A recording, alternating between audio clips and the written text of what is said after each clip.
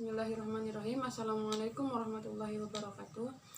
Saya Putri Ani. Di sini saya akan menjelaskan sedikit mengenai dasar-dasar teoritis pengajaran bahasa. Baik, langsung saja. Yang mana pengajaran bahasa dibangun atas landasan teori-teori ilmu jiwa dan ilmu linguistik. Psikologi menguraikan bagaimana orang belajar sesuatu. Nah, sedangkan linguistik itu sendiri memberikan informasi tentang seluk-beluk bahasa. Kemudian informasi dari keduanya itu diramu menjadi suatu cara atau metode yang memudahkan proses belajar mengajar itu terjadi untuk mencapai suatu tujuan. Nah, kemudian teori-teori, baik langsung saja, yaitu dasar-dasar teoritis pengajaran bahasa itu adalah teori yang pertama, teori-teori psikologis. Nah, langsung saja, para ahli psikologis pembelajaran sepakat bahwa dalam proses belajar mengajar terdapat unsur-unsur internal, yaitu seperti bakat, minat, kemauan, dan pengalaman terdahulu dalam diri pelajar. Kemudian ada juga faktor eksternalnya, yaitu seperti lingkungan, kemudian buku tulis, kemudian teks, dan sebagainya. Kemudian yang menjadi pokok perselisihan adalah jawaban terhadap pertanyaan yang berupa unsur manakah yang menjadi faktor dominan atau paling besar pengaruhnya dalam proses pembelajaran. Kemudian jawaban atas pertanyaan ini dapat ditelusuri melalui dua mazhab besar dalam psikologi, yaitu yang pertama adalah mazhab behaviorisme dan kemudian yang kedua itu adalah mazhab kognitif. Nah, langsung saja. Nah, yang pertama itu adalah mazhab behaviorisme, yaitu yang menjadi perhatian utama para penganut mazhab behaviorisme itu dalam pembelajaran adalah faktor eksternal dan bahwa merekayasa lingkungan pembelajaran adalah cara efektif untuk mencapai tujuan. Dan juga dalam pengajaran bahasa, mazhab behaviorisme melahirkan pendekatan audiolingual. Dalam pendekatan ini peran guru sangat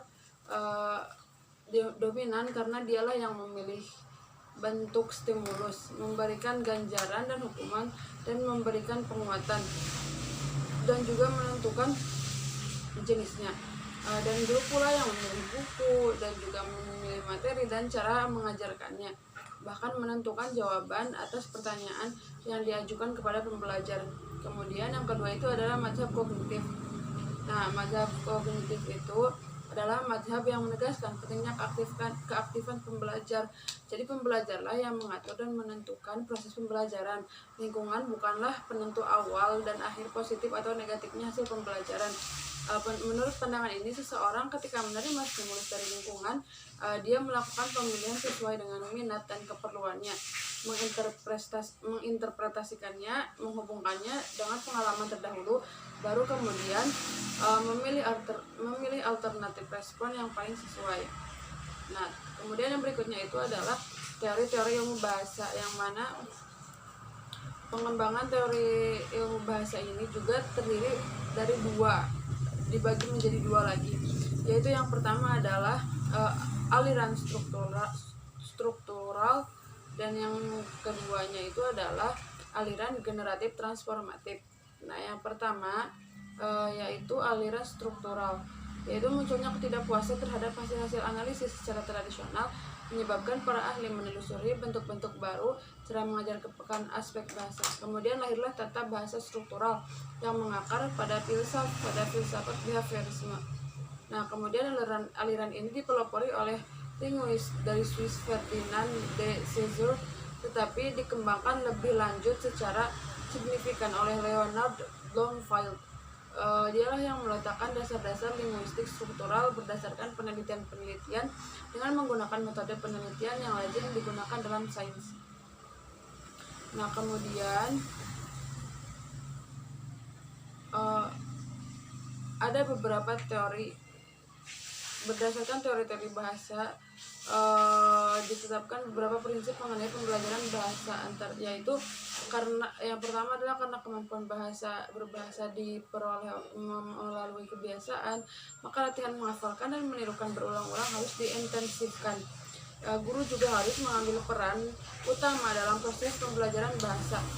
Dan juga yang kedua adalah karena bahasa lisan merupakan sumber utama bahasa, maka guru harus memulai pembelajaran dengan menyimak, kemudian berbicara. sedangkan membaca dan menulis itu dilatihkan di berikutnya.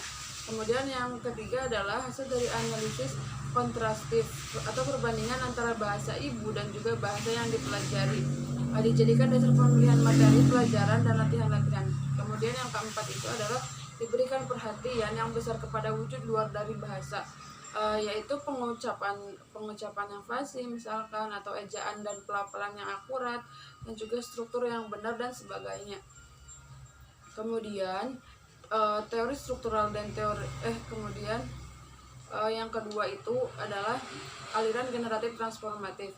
Nah, linguistik transportasi lahir sebagai reaksi atas ketidakpuasan terhadap pemikiran-pemikiran dan prosedur analisis bahasa yang dikembangkan oleh aliran struktural. Nah, aliran generatif transformatif ini dipelopori oleh seorang pakar linguistik Amerika yang bernama Noam Chomsky. Dia membagi kemampuan berbahasa menjadi dua, yaitu yang pertama adalah kompetensi dan yang kedua adalah performasi. Nah, kompetensi itu adalah kemampuan ideal yang dimiliki oleh seorang penutur bahasa.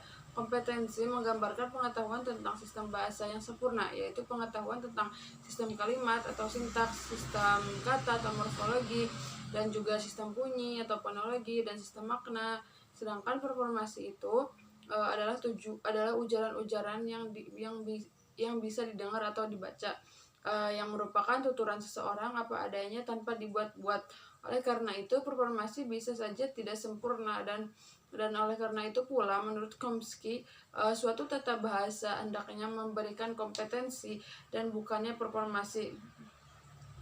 Kemudian dalam beberapa hal teori kebahasaan dalam aliran generatif transportasi ini memiliki kesamaan dengan aliran struktural.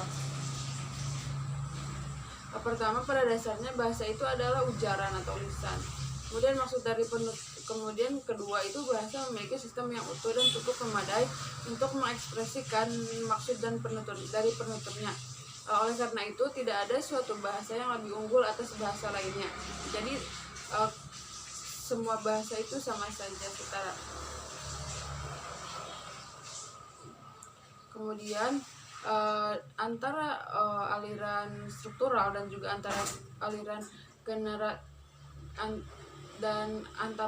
struktural dan aliran generatif transformatif itu juga memiliki perbedaan, yang mana itu adalah kalau menurut aliran struktural itu kemampuan berbahasa diperoleh melalui kebiasaan yang ditunjang dengan latihan dan penguatan. Nah, sedangkan menurut aliran generatif transformatif ini menekankan bahwa kemampuan berbahasa itu adalah sebuah proses kreatif. Nah, kemudian yang kedua itu aliran struktural menekankan adanya perbedaan sistem antara suatu bahasa dengan bahasa lainnya. Sementara aliran transformatif generatif menegaskan adanya banyak unsur kesamaan di antara bahasa-bahasa, terutama pada tataran struktur dalamnya. Nah, kemudian aliran struktural berpandangan bahwa semua bahasa yang hidup berkembang mengikuti perubahan zaman, terutama karena terjadinya kontak-kontak dengan bahasa lain. Oleh karena itu, kaidah-kaidah bahasa pun bisa mengalami perubahan, sedangkan aliran transformatif generatif menyatakan bahwa perubahan itu hanya menyangkut struktur luar, sedangkan struktur dalamnya itu tidak berubah sepanjang masa dan tetap menjadi dasar bagi setiap perkembangan yang terjadi. Kemudian kita ke hakikat pembelajaran bahasa Arab sebagai bahasa asing. Nah, menurut Rianto dalam Nuha 2012 153, pembelajaran berasal dari kata ajar yang kemudian menjadi sebuah kata kerja berupa pembelajaran. Nah, pembelajaran sebenarnya merupakan aspek kegiatan manusia yang kompleks, yang hal tersebut tidak dapat sepenuhnya dijelaskan dengan detail. Adapun maksud dari pembelajaran secara sederhana adalah produk interaksi berkelanjutan antara pengembangan dan pengalaman hidup. Kemudian dalam makna yang lebih kompleks, hakikat dari pembelajaran adalah usaha sadar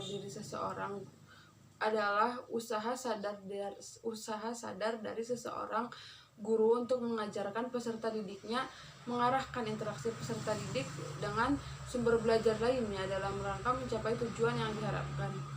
Nah, mungkin sekian yang bisa saya sampaikan. Kurang dan kurangnya mohon maaf. Wassalamualaikum warahmatullahi wabarakatuh.